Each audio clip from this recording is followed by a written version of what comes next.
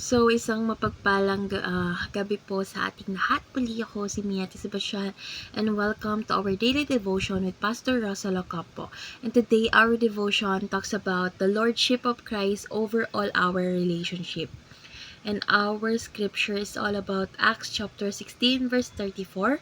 So sa NI version, the jailer brought them into his house and set a meal before them. He was filled with joy because he had come to believe in God, he and his whole household. So sa ASND version naman po, dinala sila ng bantay sa kanyang bahay at pinakain at masayang-masaya siya kasama kanyang buong pamilya dahil sila ay sumasampalataya sa Diyos.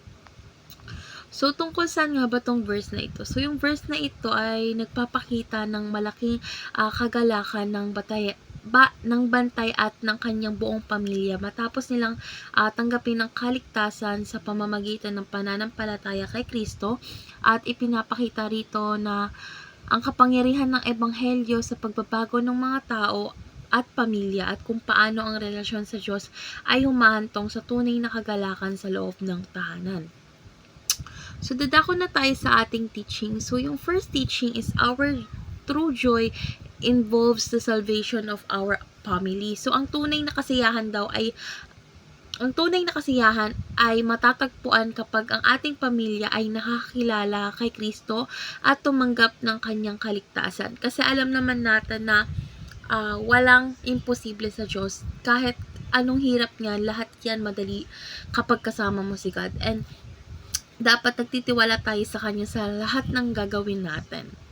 So, second, our mission is to build a Christ-centered family. So, bilang mga Kristyano, tayong mga Kristyano is mahalaga ang ating misyon na itatag ang isang pamilya na nakasentro kay Kristo, na sumasalamin sa kanyang pag-ibig at mga prinsipyo. Kasi kapag Christ-centered ang family mo is mas mauunawaan nila yung mga bagay-bagay na hindi nila nauunawaan noon.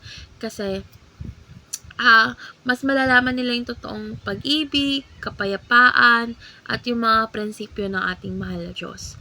So, last teaching is our family will only be transformed under the Lordship of Christ. So, ang tunay na pagbabago sa ating pamilya ay mangyayari lamang kung si Kristo ang siyang namumuno at may kapamahalaan sa lahat ng aspeto ng ating buhay. So, dadako na tayo sa ating application. So, yung first application is find true joy by bringing the gospel home. So, dalhin natin yung ebanghelyo sa loob ng ating tahanan upang ang bawat miyembro ng ating pamilya ay makikilala si Kristo at mararanasan ang tunay na kagalakan. So, second is fight for a Christian-centered family. So, sikapin nating ipaglaban ang mga prinsipyo ni Kristo sa ating pamilya at gumawa ng desisyon na nagbibigay dangal sa Kanya. So, last application is form a godly culture under the Lordship of Christ. So, buuin natin yung pamilya ng may isang makadiyos na kultura sa ating pamilya kung saan ang bawat gawain at relasyon ay pinapamahalaan ng mga aral ni Kristo.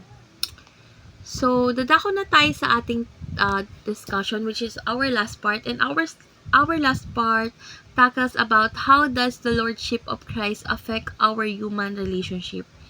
So, para sa akin, ang lordship ni Christ sa ating buhay ay nagbabago sa paraan ng ating pakikitungo sa ibang tao, lalo na sa loob ng ating pamilya.